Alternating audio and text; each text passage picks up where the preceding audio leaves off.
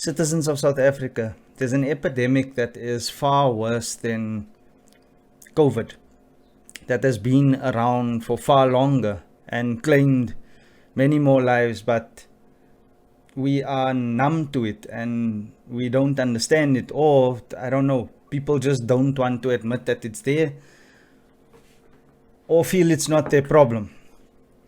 But it's something that affects us daily and will affect us for the rest of humanity if we don't do something about it. Now, my name is Dominic, and 2 days ago it was my birthday. But reason why this is titled My Unhappy Birthday is because I'm a victim of the syndrome that I've been speaking about.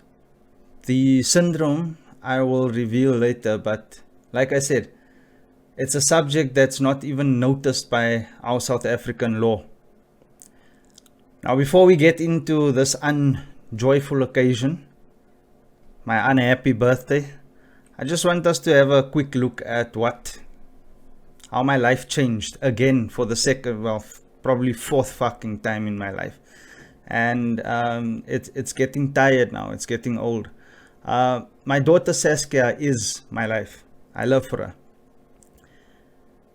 And I just want to take a moment to remember our relationship here quickly. When Saskia was born, like, my whole life changed for the better. I mean, before I didn't really have direction. I didn't have anything really to work towards, but yeah, she gave me purpose. And what can I say?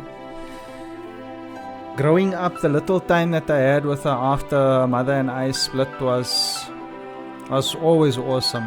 I couldn't wait to have my child with me. Just to spend time with her. She's such an amazing child. She's really all that I could ask for in this world. Honestly, and nothing I would change about my baby.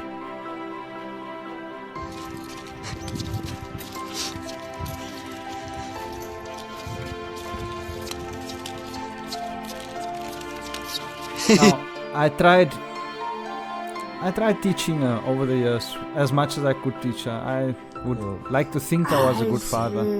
Baby's flying, orange roses blooming.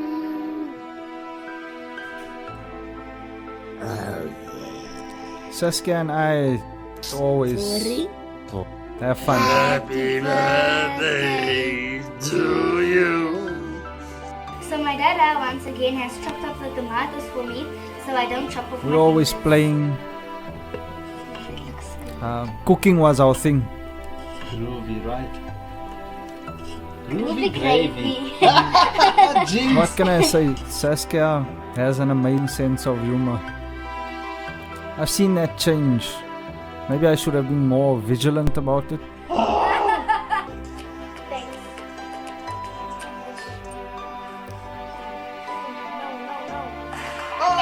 Maybe I didn't pay attention. I should have. Evaporation, condensation, precipitation. But I thought everything changed. I thought everything was all good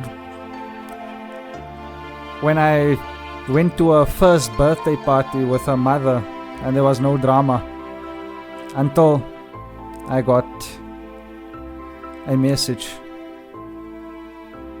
and everything changed then.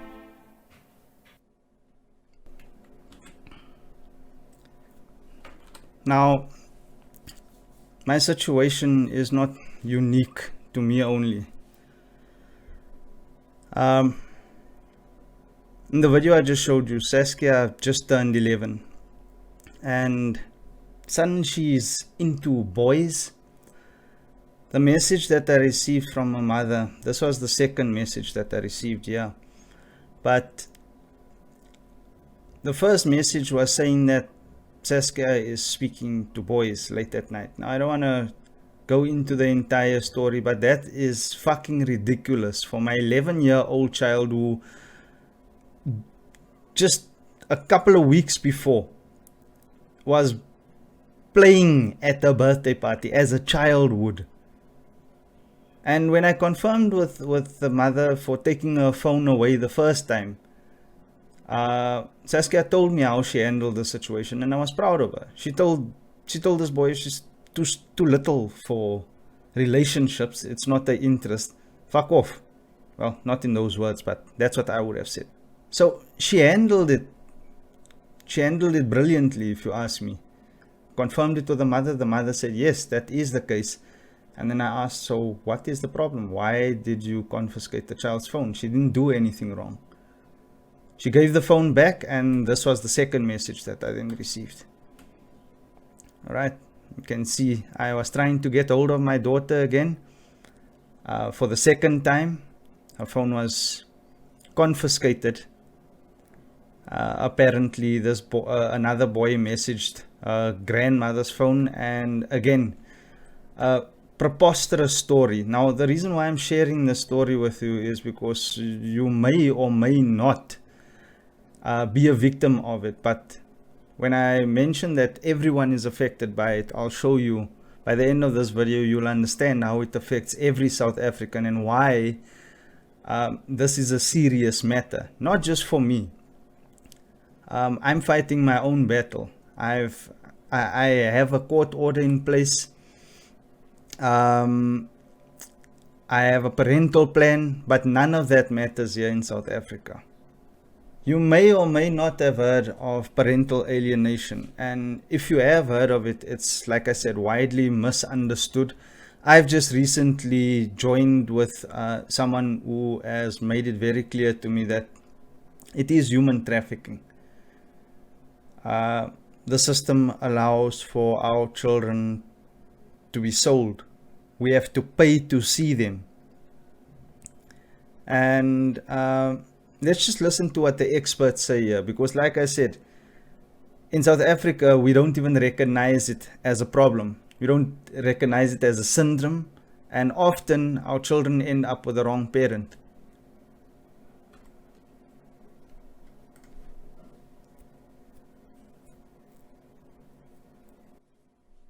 All the word means, alienation or parental alienation, is that a child has resisted contact with a parent or rejected a parent for no legitimate reason, and usually the definition includes as a result of undue influence. So when you say you don't believe in parental alienation, you're saying the equivalent of I don't believe that any parent ever undermines the other parent with a child. Another example is that it's very difficult to get a child to reject a parent. Children are instinctual creatures, and to reject a parent is counter-instinctual. If something's counter-instinctual, children won't do it unless they're being induced to do it, or manipulated to do it, or encouraged to do it by someone. So when you see a child who's rejecting one parent, especially strongly, and you see a child, the same child, is strongly aligned with the other parent, probably that's an alienated child, not an estranged one. This is evidence-based science. You don't just get to make it up. I think it's important, as an aside, to distinguish between science and a belief system, or science and ideology, or science and speculation. Not only is it counter-instinctual for the child to reject a parent, but children don't even reject abusive parents or physically abusive parents. People know the famous Stockholm Syndrome, where in 1973, 2 bank robbers took 4 people hostage for 6 days. And at the end of that time, the prisoners, the hostages, resisted rescue, criticized the rescuers for rescuing them, and refused to testify. So the point is that they identified with their abusive captors so strongly in only 6 days. What does that tell us? It tells us that people will identify with the abusive person, it seems to be some type of a coping mechanism or survival strategy. But that's for adults in only 6 days. Imagine if it's a small child or an adolescent with your own parent. So, parental alienation isn't taken serious at all. In South Africa, my ex has used so many different tactics, everything from COVID to being pregnant and a baby's at risk. That's why I can't fetch Saskia. I can't see her. I mean, I've been in this child's life for 12 years, since she was born. And now suddenly I'm being rejected. She's uncomfortable around me. And the last one was where my child was dragged off here after visiting me to the police station to open up a file against me. This was the last message that I've had with Saskia on WhatsApp. That is on the 22nd of August. And this was her telling me about the OB report. These fucking cowards who are her parents, I'm talking about her fiance now, my ex's fiance, and her, drags my child off here after I want my child assessed by a social worker because she is not acting normal anymore. She's not the same child. Suddenly rejecting me after all the time I've been in her life with no reason. Now, obviously, this was confusing to me because Saskia actually wanted to speak to a social worker the Monday. She was with me on the Sunday. The Saturday, she I was almost assaulted by the mother's boyfriend. And I thought, let me follow protocol. Let me go according to the law. But South African law doesn't support that at all. They actually helped the mother and the fiance take my child away, and that's the last time I've seen her. She's being held ransom now. I don't know what they want from me. Money. The last thing they beg me to do is to go to court with it, which I have, but my court order doesn't seem to matter even.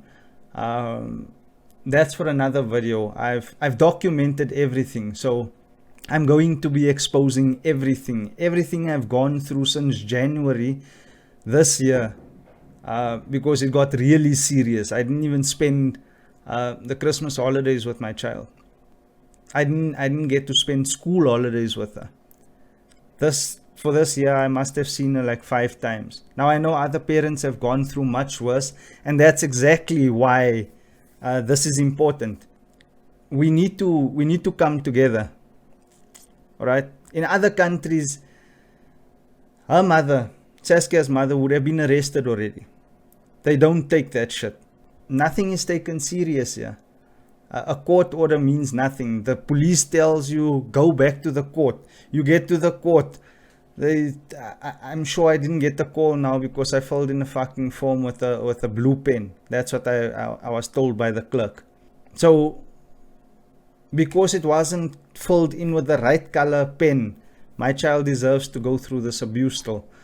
If you don't believe that this is abuse, well, more evidence. Not from here, because we don't have the professionals, or maybe we do, and I just haven't heard of them yet. But social workers here in South Africa actually exploit the whole thing. They get money out of parents and they don't do shit about it.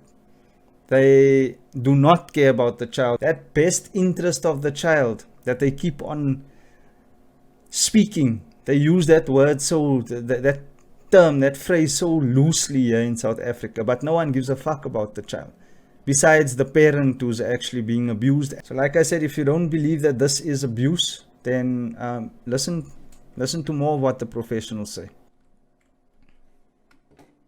It's also considered domestic violence because the intent of the behavior is to harm the other parent. in their relationship with the child. And so many behaviors that alienators do aren't always involving the child. The child can be a weapon that's used against them, but they will engage in many, many behaviors just to hurt the other parent. And if you've got a parent who demonstrates, who shows, who through their behaviour signals to the child that it's not acceptable for the child to have a relationship with the other parent, then the child will respond to that, because their greatest anxiety is that that parent will become emotionally unavailable to them. Parents are being accused falsely of sex abuse. Terrible. Terrible. If a child believes the false story that they had been sexually abused by a parent, they are at the same risk potential for PTSD as if it actually had happened. This is criminal behavior, absolutely criminal behavior. The alienator is assaulting the child's memory, feelings, thinking, relationship with the parent. Assault is a crime. Alienating parents use a lot of the same strategies of loyalty-inducing things that people who are trying to groom children to be sexually abused use. And we have a lot of research about how profoundly dysfunctional and unstable an alienating parent is. Let's face it, a normal parent will not try to undermine the relationship between the child and the other parent. A normal parent appreciates that the child has a need for the other parent. And when the alienating parent can't appreciate that, they lack empathy, for one thing. The model says that 4 things need to be present in order to know that a rejecting child is alienated. All 4 have to be present. So we try to set the bar pretty high so that we are not placing or considering an abused child as an alienated child. For a child to reject a parent is not just about the dreadfulness of murdering a parent who is still alive and saying, I no longer want to have you in my consciousness.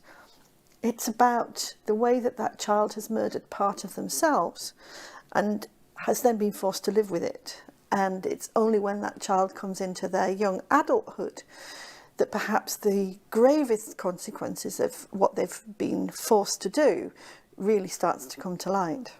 Parents who alienate their children are not only engaging in psychological abuse, but also even physical abuse and social isolation and other types of things to harm that child and keep them away from the other parent. But it does a lot of significant damage to that child and to their relationships with others. There's a kind of a perception that both parents must be contributing to the problem for this child to be rejecting them. You know, one parent must be doing something bad, and then the other parents, and they're both acting badly towards each other. And in my experience interviewing and talking to targeted parents and researching them, that a lot of them are really helpless. They have almost no power or control over what's happening in their lives, in their children's lives. The alienating parent really controls everything. They control access and communication to their child. Anything that that parent will say to the child is interpreted by that child as negative and hostile towards the other parent who they're trying to protect.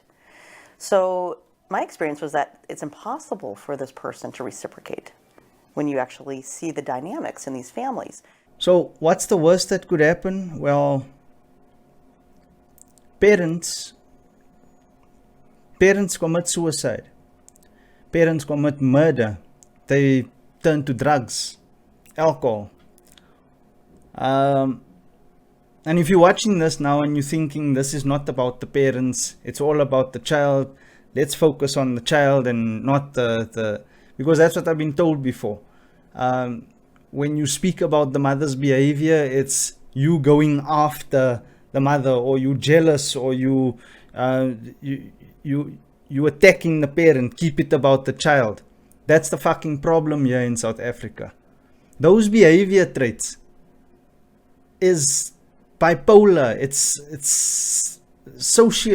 sociopaths behave that way. Narcissists, people with mental disorders. So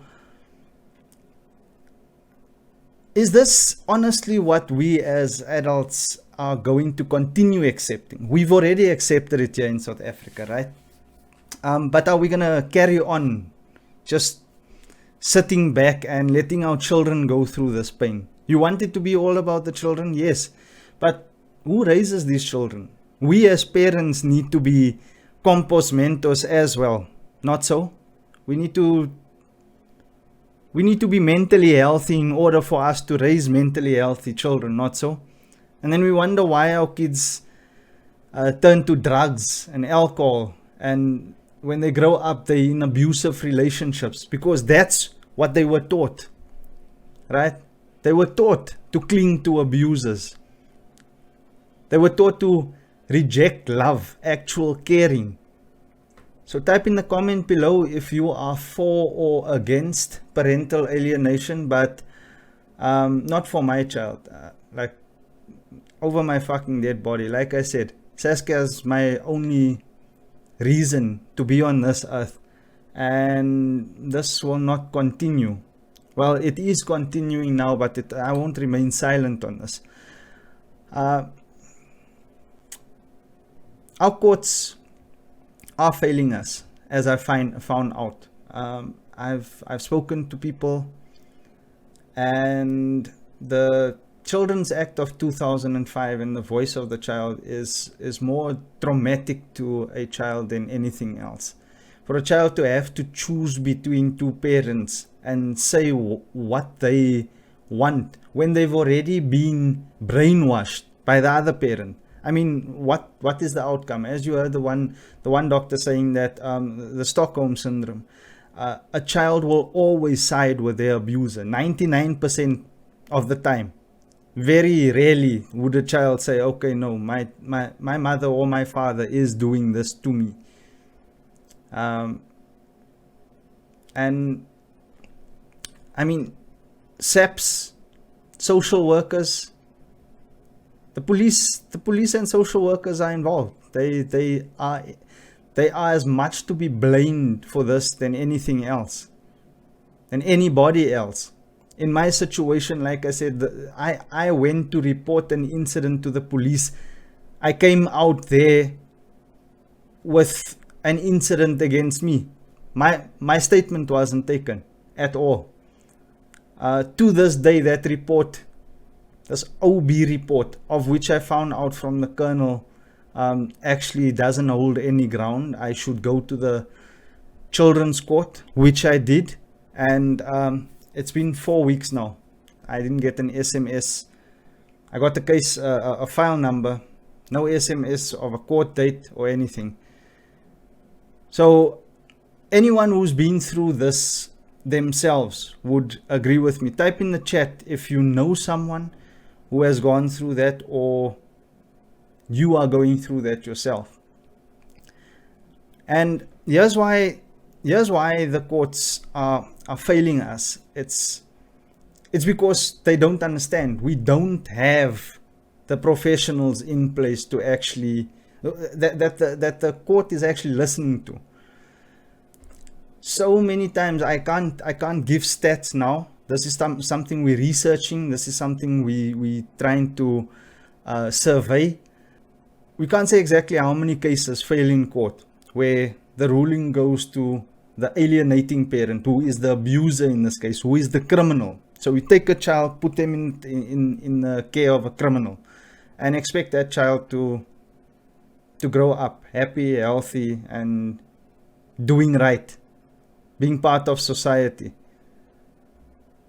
In other countries, now parental alienation has been, their laws have changed accordingly. And some countries, like I think in America, you are sentenced as a criminal, or you referred for intensive therapy. Your kids are removed from you. You restricted access until you get the help you need. If you are an alienating parent, if you are an abusive parent, you need to prove why you should be, or why you are fit to be in that child's life.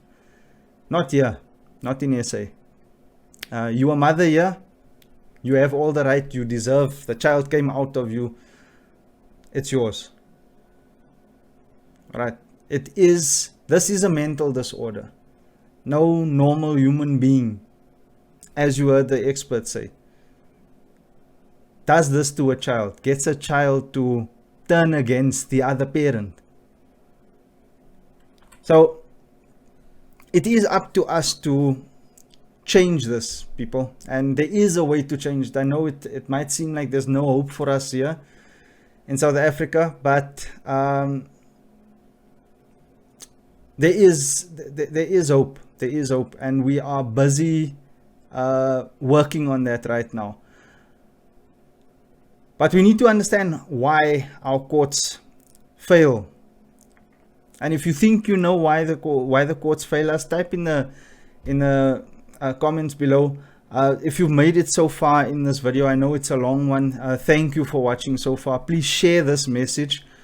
Hit the like button, and please do comment. Give me your views, your own experience on this. If you've gone through it, whether you have or not, we are still affected by it, and I'll show you why in a moment. But let's look at why our courts fail us. Like I said, South Africa's always behind. We're 20 years behind the rest of the world with adopting new technologies and laws. So to make it come about a bit faster, quicker, we need this change like yesterday. Check this out.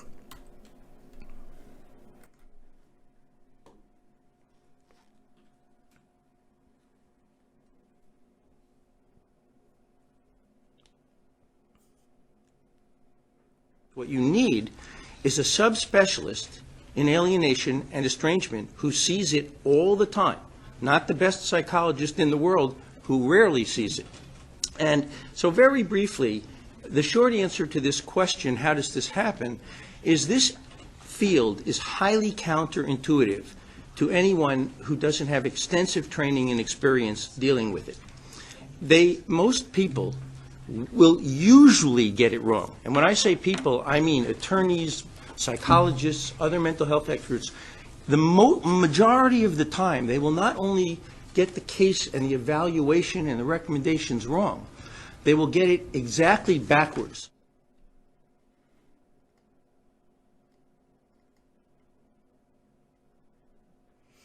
First of all, and think how counterintuitive this is, in an alienation setting, most children will align with the abusive parent. It's like these kids that you find that have been living with their abductors for years and then they resist capture, or Stockholm Syndrome. Very counterintuitive. Number two, what we would call pathological enmeshment, and I'll define that briefly. It means that the alienating parent has an unhealthy enmeshment with the child to the point where the child has lost his or her individuality. A severe erosion of critical reasoning skills, boundary violations, sleeping with the other parent, or at least doing the bidding of the other parent, inappropriate sharing of information, which all the lawyers have heard of. Pathological enmeshment is a very serious psychiatric problem. And to a non-expert, it looks exactly like a warm, close, loving, healthy relationship. The non-expert comes in with perhaps a PhD or an MD in psychiatry or psychology, and what they see is let's just say mother and father for simplicity, but it's about a 50-50 spread of who does what these days. You know, the two little girls are tightly bound to the mother. Oh, I love you, I love you, I love you. They look at dad and say, I don't want to see him, he's a bad man. She's perfect, he's rotten. The non-expert says, wow, look at that great relationship. They really don't know how to probe to see if there are three types of pathological enmeshment: infantilization, adultification, making them little adults. Why don't you decide if you want to see dad? Right there, that's adultification. Right there, that's pathological enmeshment. So I repeat, pathological enmeshment to a non-subspecialist, to an experienced forensic psychiatrist, looks just like a warm, healthy relationship.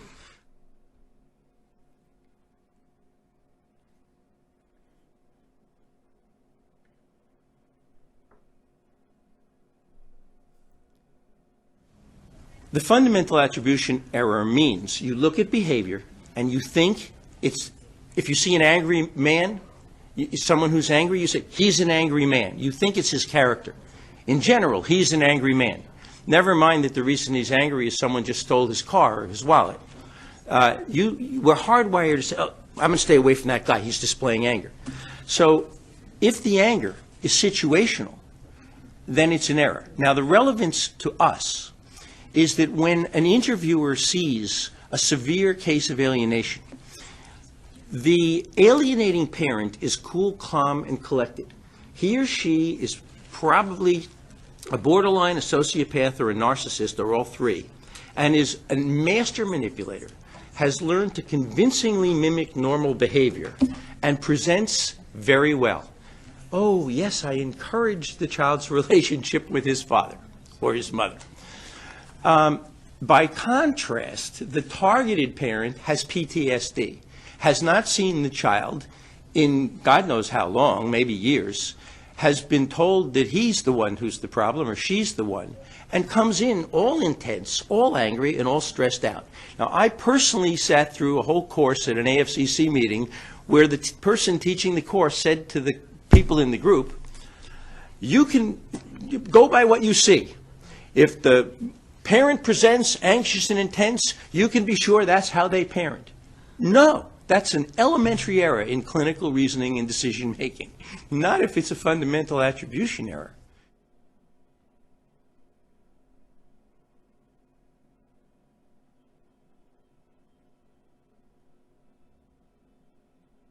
The severe cases are fundamentally different than moderate cases. In a moderate case, it is very reasonable to try to educate the parent to be more cooperative. But in a severe case, where you have what one expert called an obsessed alienator, that person with almost 100% certainty has a severe personality disorder. Normal people just don't do that to their children. And one clue would be that they block access for years on end for trivial, frivolous reasons that you would never block access to your children for. Another indication or indicator would be the repeated breaching of court orders, which again a normal person would never do. So just to give you a glimpse of the pattern, when you see excuses like they don't like him, they don't want to see him, and I'm not going to force them, you should sit bolt upright in your chair.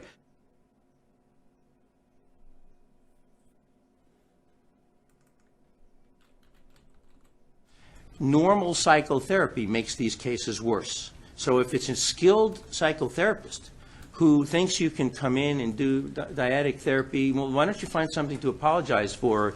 Johnny, how did that make you feel? That's a disaster. Don't try that. Even with a medium case, they will almost always get catastrophically worse. So you have to match the therapist with the kid. That's my answer.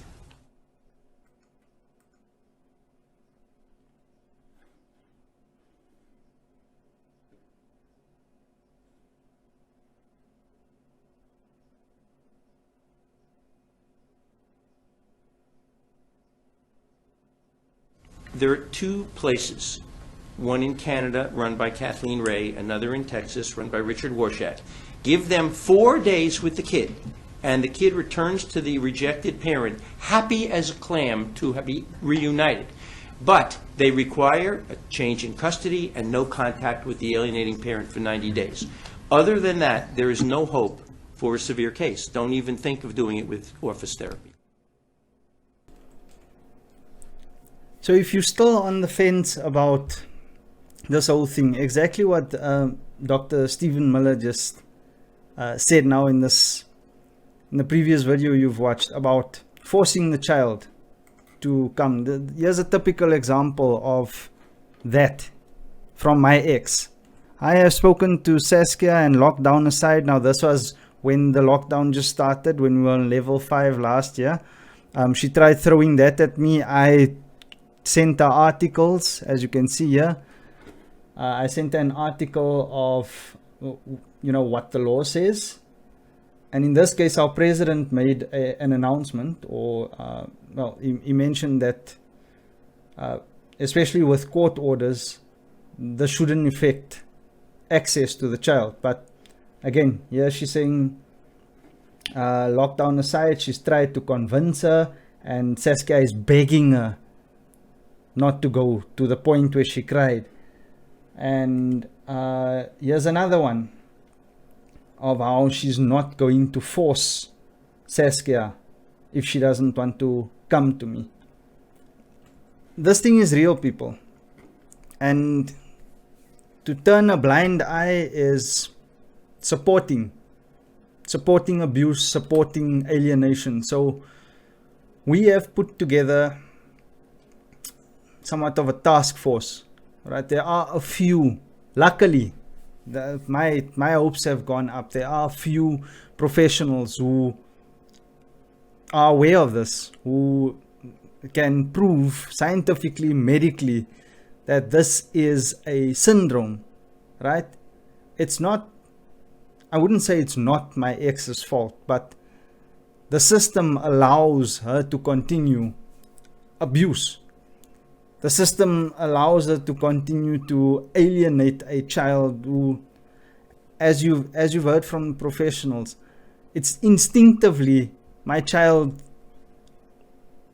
knows I'm a father. She wants to be with me. It's in her DNA. It's in her brain. It's the way it functions. To change that is mental abuse. So I'm currently working on the webpage for this, but if you're interested in supporting, there will be a link below, or there'll be a button that you can click. You can go through Messenger. We do ask people, if you are in the position, look, we are going to need money to put this task force together, right? Although many of the professionals have said that they'll do work pro bono.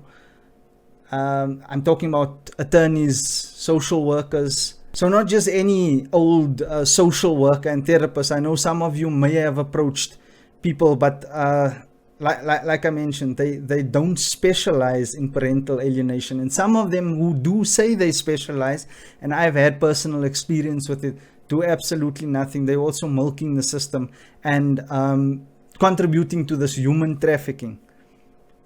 So your donation will help to bring about awareness. It will help us to pay professionals who otherwise could not do it for free. But you know, you have to pay to play in South Africa.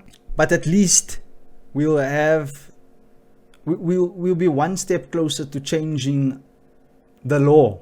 All right, we have to start from the top. The Children's Act of 2005 needs to change. They need to relook at it. The voice of the child, all of those things are not serving the child's best interest. So,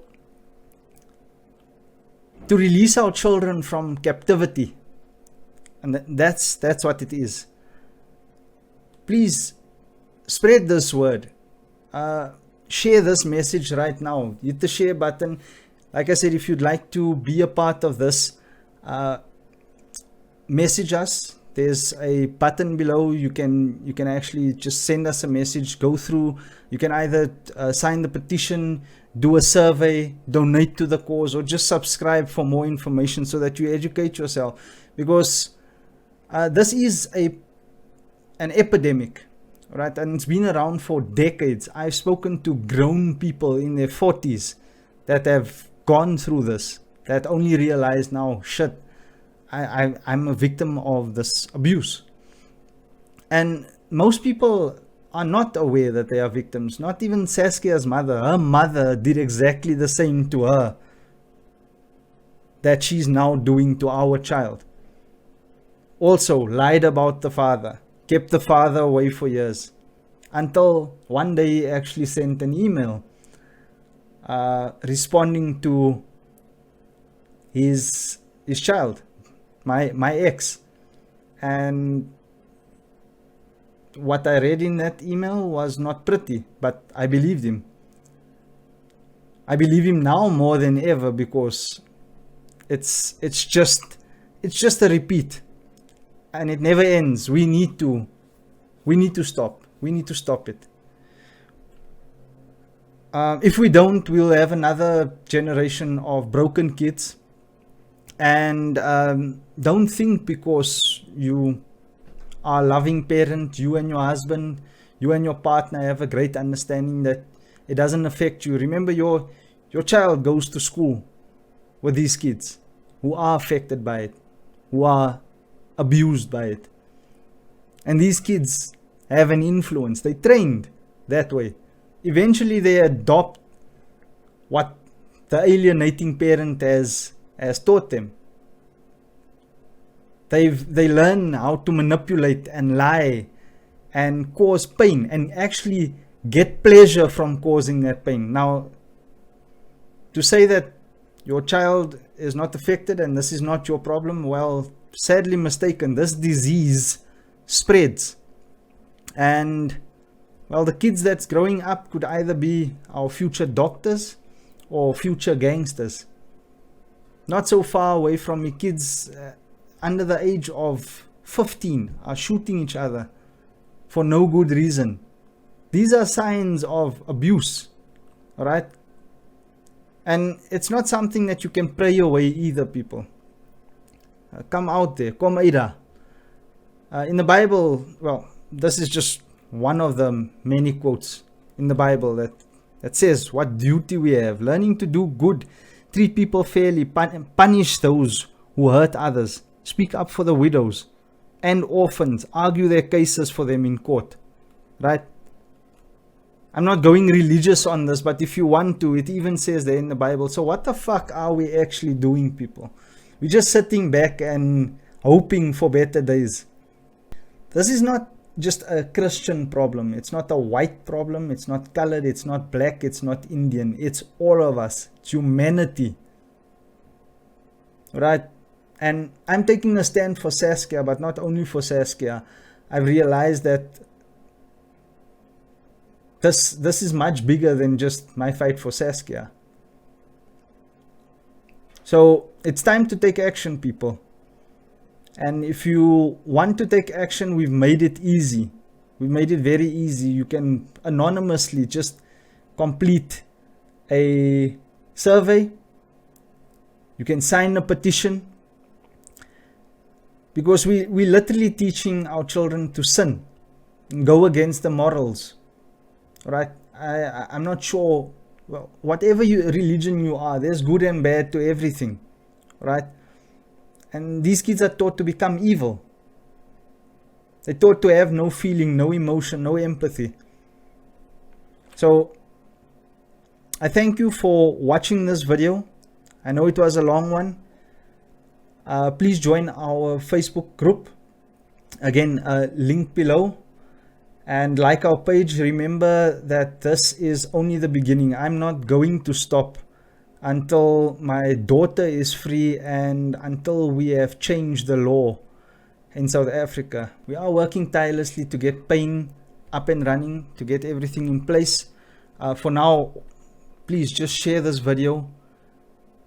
So do your part in this. If we get enough people to take a stand, sign the petition, then we can change things in South Africa. If you think about everything that's ever been changed, it was about creating awareness first, and then it's about getting enough people involved that says enough is enough. We're tired of this shit, and yeah, we won't stand for it anymore. We want change. All right, so let's start this. If there are any questions, please do type your questions below.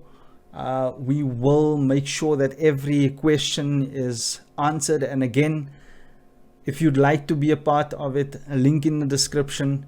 Thank you. God bless. And let's do what's needed to change this, people.